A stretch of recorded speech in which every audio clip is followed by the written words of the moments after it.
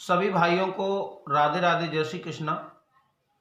जैसा कि आप देख रहे हैं, ये सौरभ हमारे घर पे आए हुए हैं और स्वास्थ्य तो हमारा पूर्णतः ठीक है, हम बिल्कुल स्वस्थ हैं, अच्छे हैं।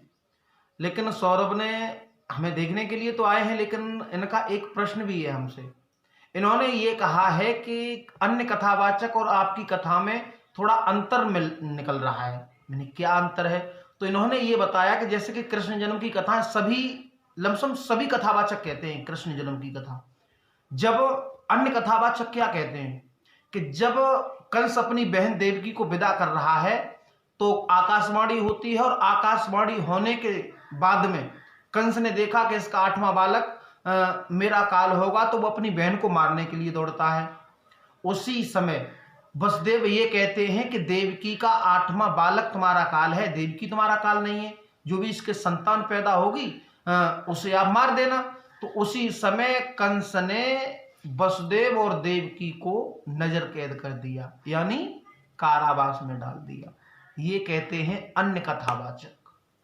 बहुत, हम किसी का नाम नहीं लेंगे, लेकिन हमारी कथा में आपने YouTube पर हमारी कथा कृष्ण जन्म की पढ़ी है, आप सुन लेना। आप सभी जो भी हमें देखने वाले फॉलोअर्स हैं, आप भी सुने, अन्य कथावाचकों की भी कथा सुने YouTube पर, मेरी भी सुने कृष्ण जन्म की।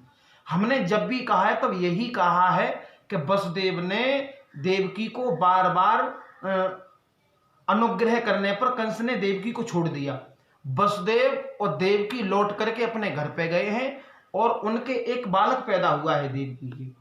जब प्रथम बालक पैदा हुआ, उस बच्चे का नाम कीर्तवन पड़ा है। आंगन में बधाइयां बज रही थी, लेकिन वसुदेव ने उस बच्चे को अपनी गोद में उठा करके जाकर के कंस को दिया है। कंस ने यह कहा है कि ये तो पहला बालक है, जब 8वां बालक होगा तब मैं मार दूंगा।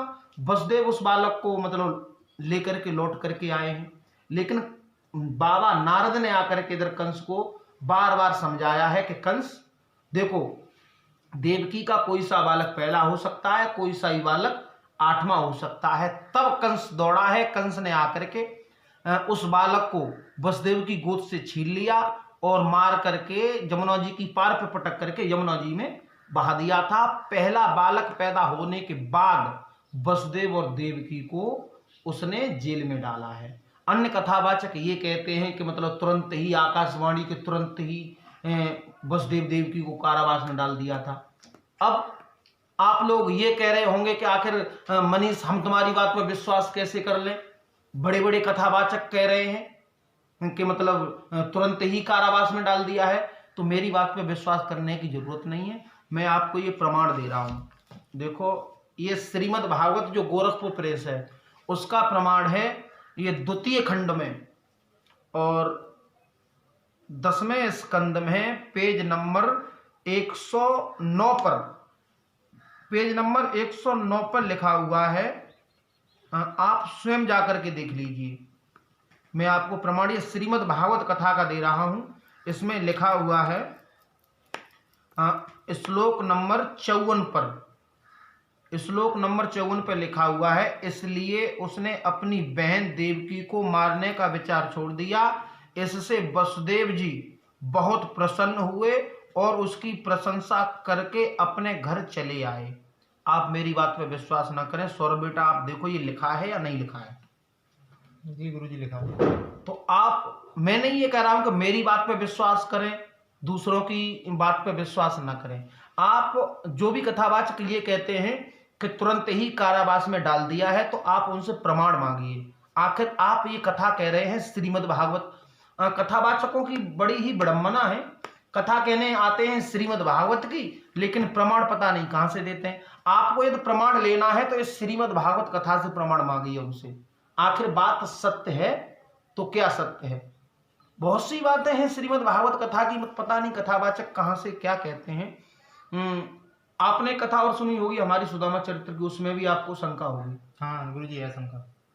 उसमें हम ये कहते हैं सुदामा चरित्र में कि कन्हैया ने केवल जो 4 मुट्ठी चावल लेकर के सुदामा गए थे कन्हैया के पास में मिलने के लिए, तो हम तो ये कहते हैं कि केवल 1 ही मुट्ठी चावल चबे हैं। गुरुजी, आप यही बोलते हो।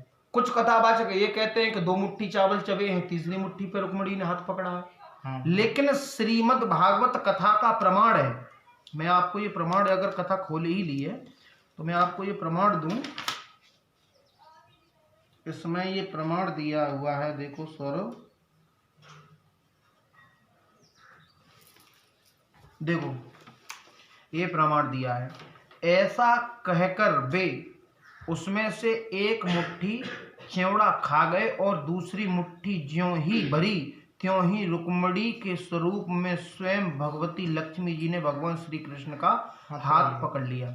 ये लिखा है हाँ गुरुजी। द्वितीय खंड में पेज नंबर 530 पर श्लोक नंबर 10। अगर यदि आपको विश्वास न हो तो जाकर के ये भी आप देख लें, बात मेरी पे विश्वास न करें। बहुत सी विडम्बना है, कुछ कथावाचक ये कहते हैं कि परीक्षित की पत्नी का नाम था नवलदे, लेकिन हमने प्रथम खंड श्रीमद् भागवत कथा को खोल करके देखा तो उसमें परीक्षित की पत्नी का नाम इरावती आया है। अब हमारी समझ में ये नहीं आ रहा है कि वो लोग कह रहे हैं हम उनकी कहें, कि हमें जो प्रमाण श्रीमद् भागवत कथा को खोल करके देख रहे हैं उससे कहें। सबसे बड़ी बात ये है बेटा, गुरुजी ने अपने गुरुजी से सीख लिया, वो गुरुजी ने कह दिया। अब गुरुजी के जो शिष्य बने उन्होंने अपने गुरुजी से सुन लिया, हाँ गुरुजी। उन्होंने कह दिया। लेकिन कोई भी कथावाचक श्रीमद् भागवत कथा को खोल करके देखना नहीं चाहते। क्षमा करें, बहुत से कथावाचक विद्वान हैं, मैं सबकी नहीं कह रहा हूं, कुछ कथावाचक ऐसे हैं वो कथा को खोल करके देखना ही नहीं चाह रहे हैं।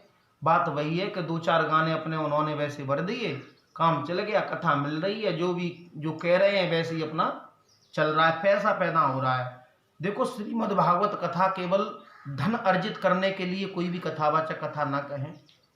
इससे मतलब एक कल्याणकारी कथा है, इससे स्वयं पढ़ें और जो भी तुम्हारे यजमान हैं, जो भी आपको बुला रहे हैं, उन्हें सत्य ही कहें, सत्य ही बताएं। सभी कथावाचक अध्ययन करें, ज़्यादा नहीं करेंगे। सभी भाइयों को जय श्री राधे, जय श्री कृष्णा।